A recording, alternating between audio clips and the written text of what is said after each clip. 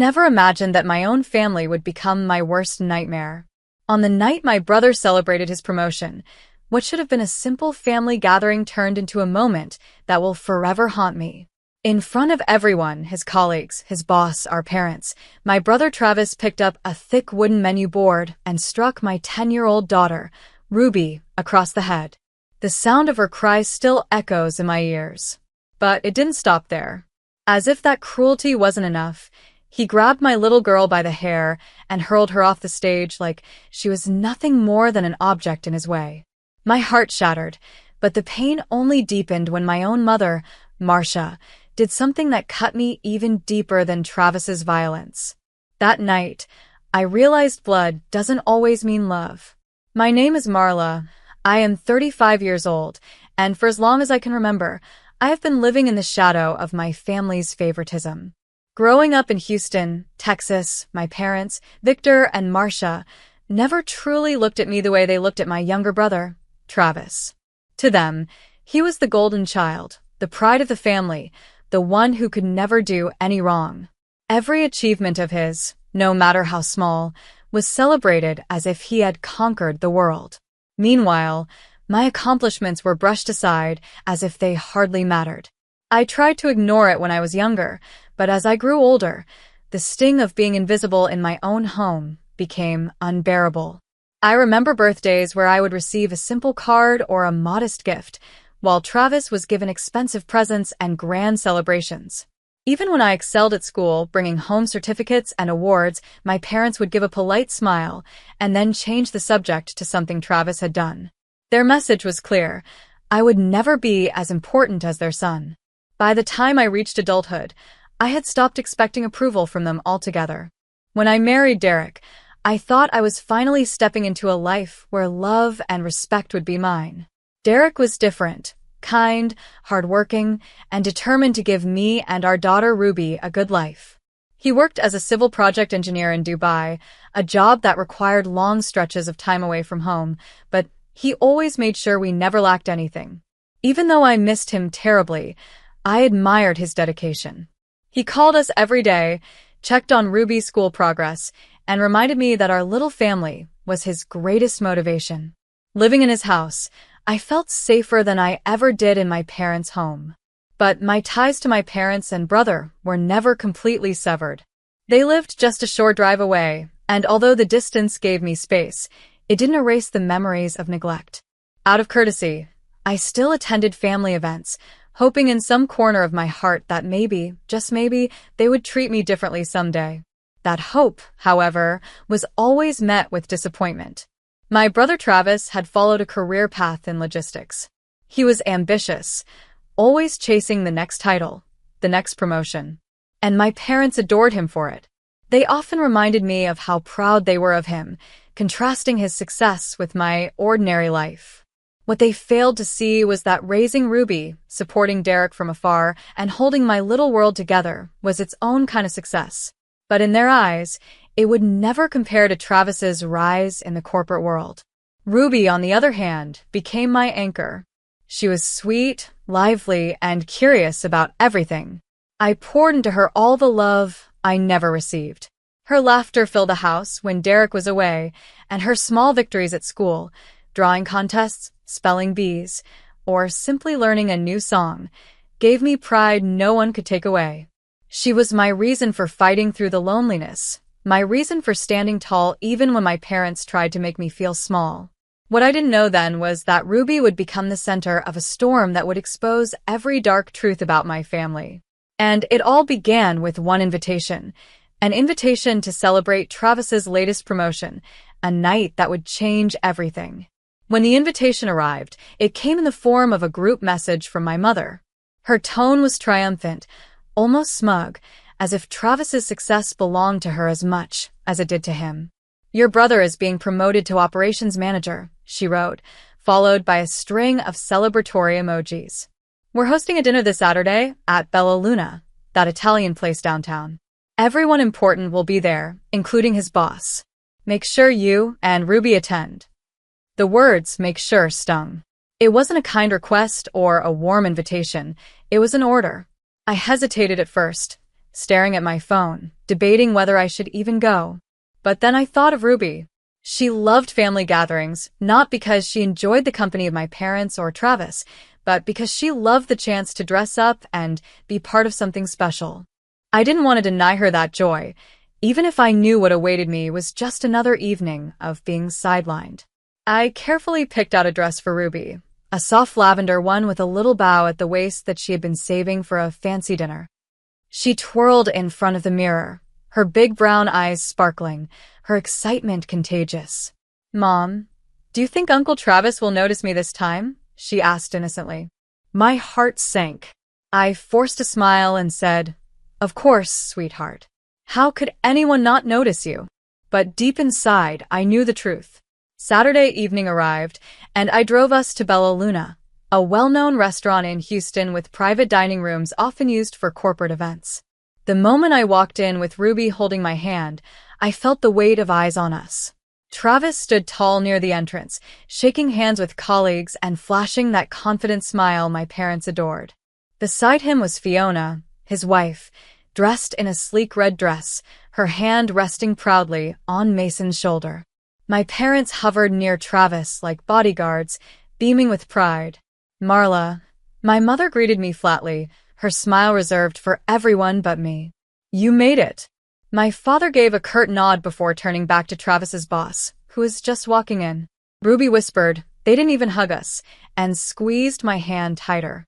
I whispered back, "It's okay, honey. We're here to celebrate." Inside the private dining room, the table was long and elegant, with crisp white linens, polished silverware, and name cards for the special guests. At the head of the table was a chair reserved with a placard, "Mr. Reynolds, Travis's boss." I immediately noticed it, the way the chair gleamed under the overhead lights, set apart as a symbol of honor. I guided Ruby toward the other end of the table, but before I could stop her, her curious eyes caught sight of that big chair. To her, it looked like a throne. She climbed into it with innocent delight, swinging her legs as if she belonged there. The room went silent. Conversations halted mid-sentence, forks paused in midair. And in that heavy silence, I knew trouble was about to erupt. Ruby's small frame looked almost comical in that oversized leather chair at the head of the table. Her legs swung freely, not even close to reaching the floor, and her little hands rested proudly on the polished armrests, as if she had been invited to rule over the evening. She grinned at me, her front tooth slightly loose, that childlike innocence radiating in her smile. For one brief second, I almost laughed at the sweetness of it. But then I noticed the stares. Every eye in the room was fixed on her. Travis froze mid-conversation, his face paling before flushing crimson. Fiona's eyes widened in horror, as though Ruby had committed the most unforgivable sin. My parents exchanged looks that blended shock with something harsher, contempt. And then Travis's booming voice shattered the silence. "Ruby, get out of that chair right now." The sound echoed through the dining room, making Ruby flinch. She looked at me, her smile fading, confusion clouding her face. "But I just wanted to." "Don't argue," Travis snapped, his eyes blazing with rage. "Do you have any idea who that chair is for? That's for my boss, the man who made my career. And you think you can just climb up there like it's your playground?" The room shifted uncomfortably. Travis's boss, Mr. Reynolds, had not yet sat down, but he was present and watching the scene unfold with a raised brow. Some of Travis's colleagues whispered to each other, clearly embarrassed for him. I quickly moved to Ruby's side, reaching for her hand. "She's just a child, Travis," I said calmly, trying to diffuse the tension. "She didn't know. She thought it was just another seat." But my mother cut in before I could say more. Her voice was sharp, laced with judgment. "Marla, this is exactly the problem. You've spoiled her. No manners, no respect. What kind of mother allows her daughter to humiliate her own uncle in front of his boss?" Ruby's eyes welled with tears as she slipped off the chair, clinging to my waist. I crouched down and hugged her tightly, whispering, "It's okay, sweetheart. You didn't do anything wrong." But my father joined in, his voice gruff and condemning. "Marla, this is a professional event, not some child's birthday party. You should have kept her in check. Travis worked hard for this night, and you've ruined it already. My cheeks burned with shame, though not for myself, for them. For their cruelty. For their blindness to the fact that Ruby was just a 10-year-old girl. Ruby sobbed softly into my dress, and I felt my protective instincts flare stronger than ever. She's a child, I repeated firmly, my voice shaking but loud enough for everyone to hear. And she deserves kindness, not this. But Travis wasn't listening. His pride, his ego, his desperation to impress his boss, it all boiled over. His fists clenched, his jaw tightened, and I could see the storm in his eyes. He was ready to explode. In that moment, the night took a darker turn. The humiliation he felt, the scolding he received in his own mind, he chose to channel it not at himself, but at my innocent daughter. And before I could pull Ruby away, Travis made the choice that would forever change the course of our lives. The next moments blurred together, yet every detail carved itself into my memory like it was branded into my skin. Travis's rage boiled over, and I could see it in the way his eyes darkened, the way his hands shook as he reached for something on the table. My heart pounded when I realized what he had picked up, a thick wooden menu board, polished and heavy, meant to hold the night's dinner specials. "Travis, don't you dare," I shouted, instinctively pulling Ruby closer to me. But it was too late. With one swift, merciless motion, he swung the board across Ruby's head. The crack of wood against her skull silenced the room. Ruby's scream pierced the air as she crumpled into my arms, her small body shaking. Gasps echoed from the guests, and I felt my world collapse in that single strike. "You monster!" I shrieked, clutching Ruby against me. My hands shook as I tried to cradle her head, already terrified that she might lose consciousness. She's a child. But Travis's fury was far from spent. His pride had been bruised, and now he was consumed with proving his dominance in the most twisted way imaginable. He stepped forward, towering over us, and before I could shield her again, he grabbed Ruby by the hair.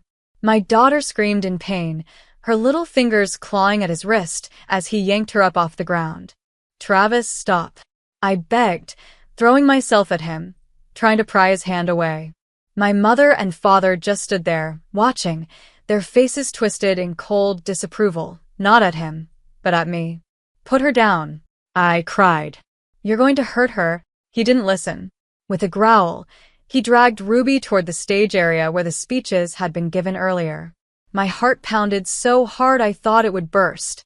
Ruby's cries echoed in my ears, each one slicing through me like a knife. I stumbled after them, desperate, but Travis shoved me aside with his free hand, sending me crashing to the floor. Pain shot through my arm as I hit the ground, but the agony in my body was nothing compared to the terror in my heart. Then, in front of everyone, his colleagues, his boss, my parents, Travis lifted Ruby high into the air by her hair. My baby's face was contorted in pain, her tiny hands reaching out toward me. And with a violent thrust, he flung her off the stage. Time slowed. I saw her fragile body fly through the air and crash onto the hard floor below. The sound of her body hitting the ground was a sound I will never forget. Ruby let out a heart-wrenching cry before her head lolled to the side, her small body trembling. "Ruby!" I screamed, crawling across the floor to reach her. My knees scraped against the hardwood, but I didn't care. I gathered her into my arms, rocking her back and forth as tears streamed down my face. Blood trickled from a cut near her temple, staining her lavender dress. The room erupted into chaos. Some guests gasped and covered their mouths in horror. Others shouted for someone to call 911. Mr. Reynolds, Travis's boss, stood frozen for a moment, disbelief etched into his face as he witnessed his employee's brutality. "You've gone too far, Travis," I yelled, my voice breaking as I pressed my hand against Ruby's wound, trying to stop the bleeding. My daughter whimpered softly, her cries weakening, and panic clawed at me. "Stay with me? Baby, please stay with me." I turned toward my parents, desperate for help, but what I saw broke me even more. My mother, Marcia, shook her head, her eyes filled not with worry for Ruby, but with disgust aimed at me. "This is your fault, Marla," she hissed. "You never learned to control her." And my father, Victor, instead of rushing to help, scowled. "You've embarrassed this family enough tonight." The betrayal cut deeper than any wound. My child lay broken in my arms, and my own parents blamed me. The people who should have protected us chose to protect their precious son instead. I lifted my head, fury burning through my tears. "You'll pay for this," I whispered, staring at Travis as he stood above me, chest heaving, unapologetic. "Every single one of you will pay." In that moment, I knew I would not stay silent. For Ruby, for myself, for every injustice I had endured under their roof, I would fight. And the first step would be calling the only people who could stop this nightmare, the police. I didn't think. I just acted. My fingers fumbled for my phone as Ruby's small body went still in my arms, blood dark against the lavender fabric. The world narrowed to the sound of my daughter's breathing and the pounding in my own ears. I pressed the emergency number with trembling hands and forced myself to speak clearly. 911, my name is Marla Bennett. My daughter has been assaulted. Please send police and an ambulance to Bella Luna, private dining room A. She's 10 years old. Please hurry. The dispatcher's voice was calm and professional, asking questions I barely heard. I heard that help was coming. Relief flooded me for heartbeat, until Victor lunged. He moved with a speed I hadn't seen in years, his hand snatching at my phone as if silence could erase what had happened. "You're not calling anyone," he hissed, twisting the phone from my grip. "You can't ruin Travis's life over a misunderstanding." I felt something break inside me. I grabbed for the phone with both hands. Victor's grip was iron, his face tight with panic and rage. "Let go!" I screamed, and that scream seemed to wake Marcia. Instead of pulling Victor back or helping Ruby, my mother shoved me hard. The shove sent me stumbling backward. My hip hit the edge of a chair. Pain flared, sharp and immediate. My breath left me in a jagged gasp. People around us shouted. Someone in the corner reached for their phone and dialed. Another guest yelled for someone to bring towels.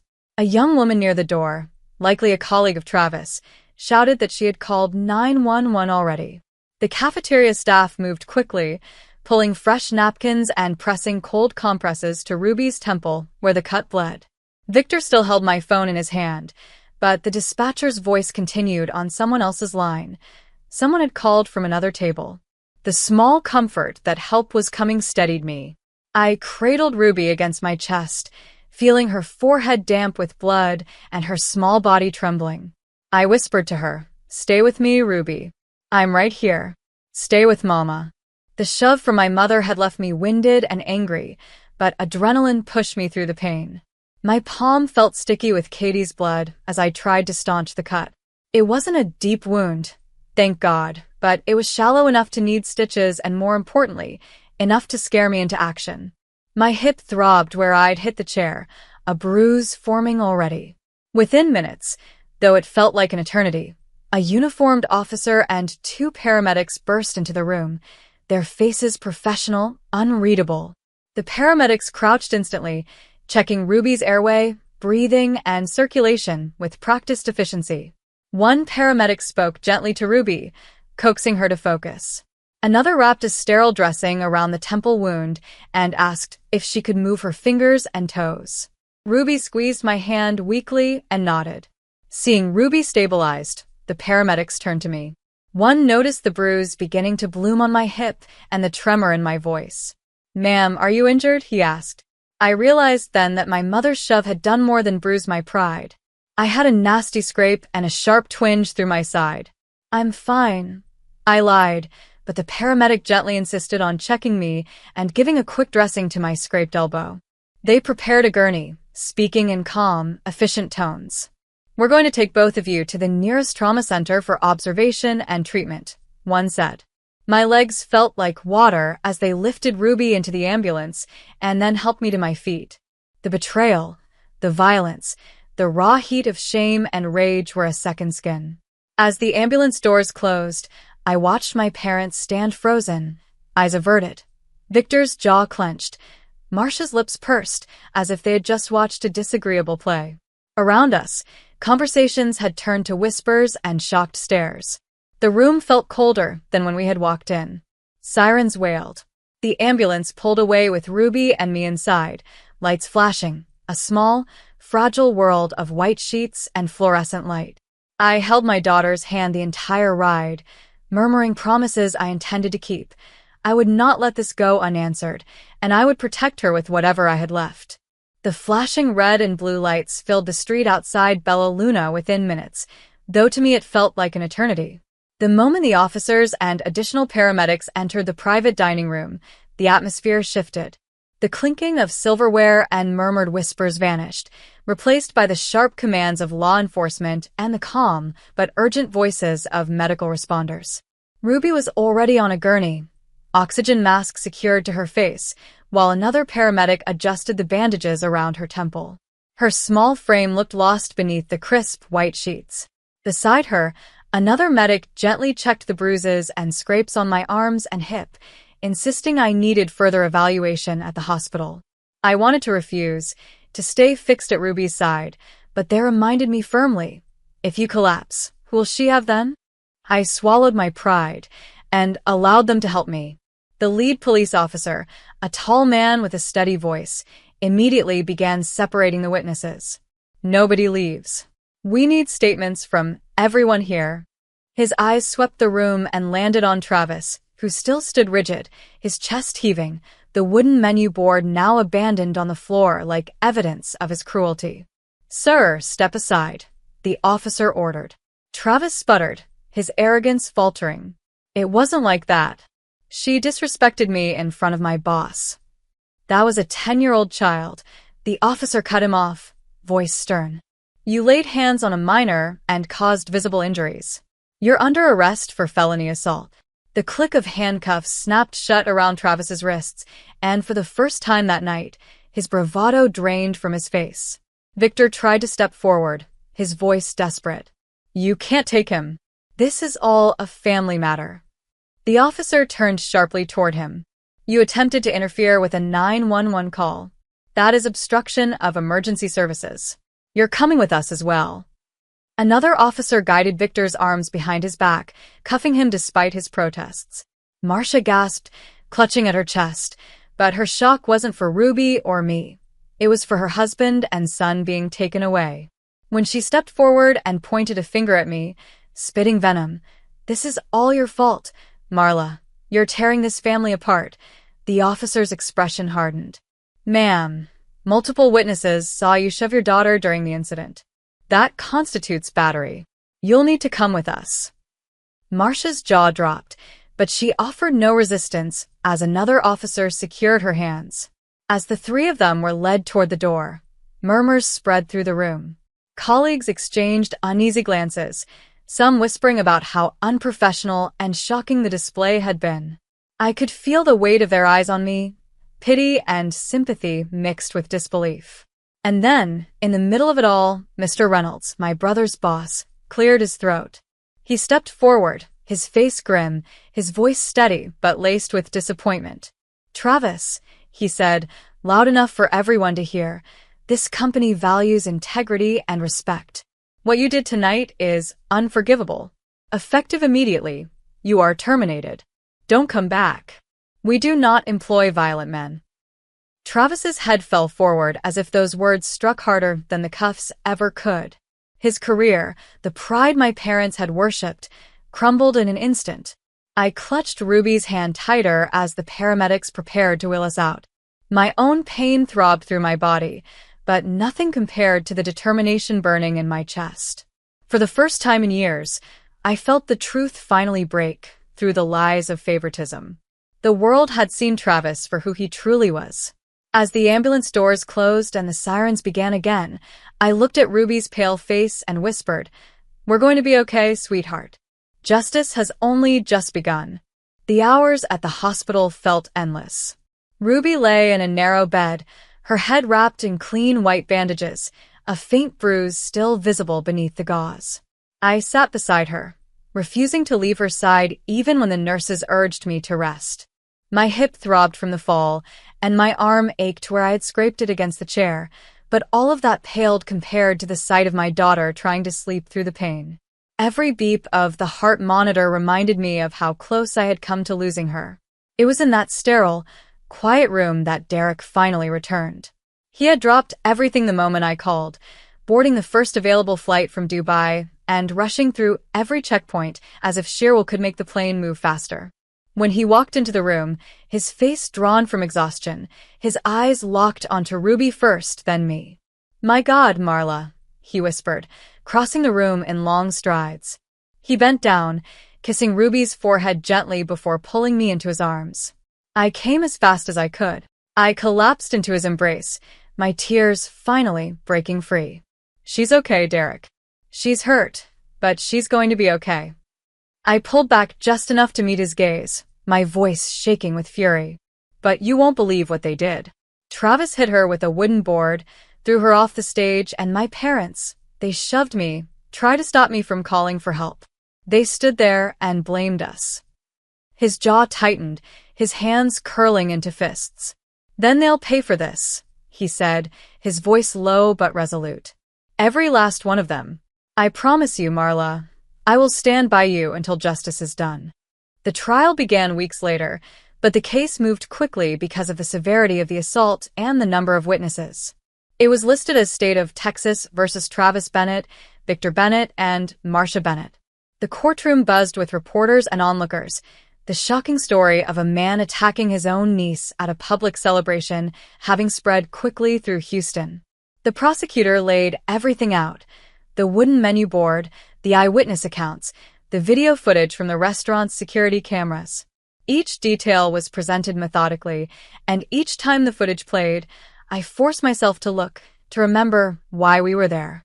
Ruby, too young to testify, was spared from reliving the moment in front of strangers, but her medical records and the testimony of the paramedics told her story clearly enough. Travis's defense tried to argue that it was a moment of loss of control, that he hadn't meant serious harm, but the judge was unmoved. Assaulting a child in front of dozens of witnesses, in a way that caused visible injury, was not something that could be brushed aside.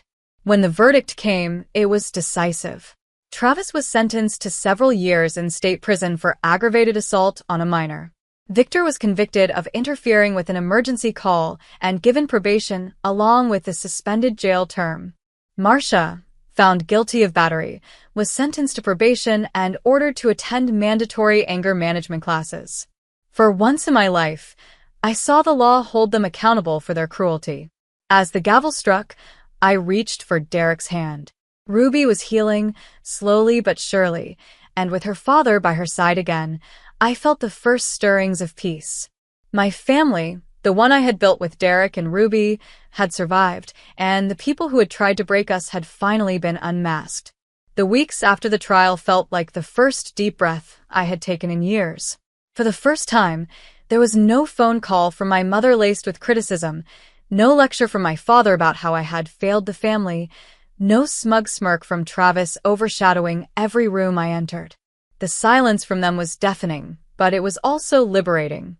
Derek and I made the choice to cut ties completely, focusing only on our little family, just the three of us.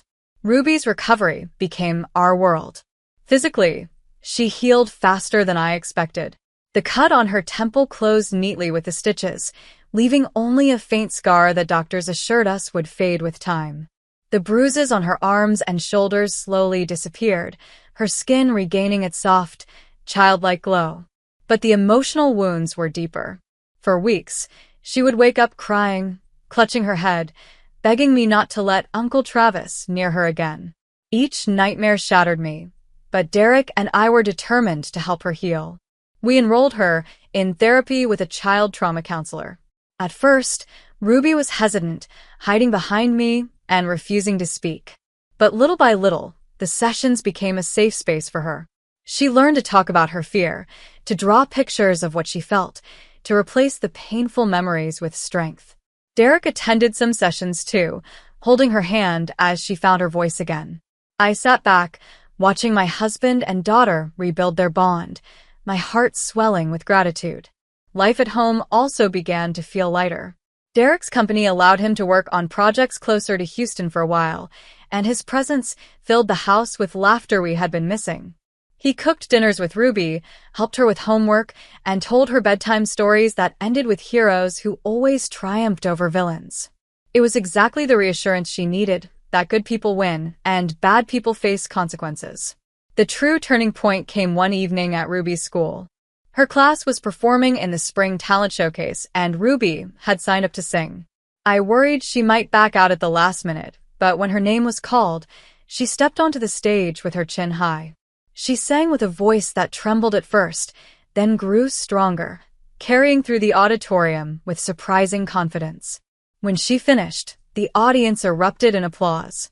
Derek and I stood hand in hand, clapping until our palms hurt, tears streaming down our faces.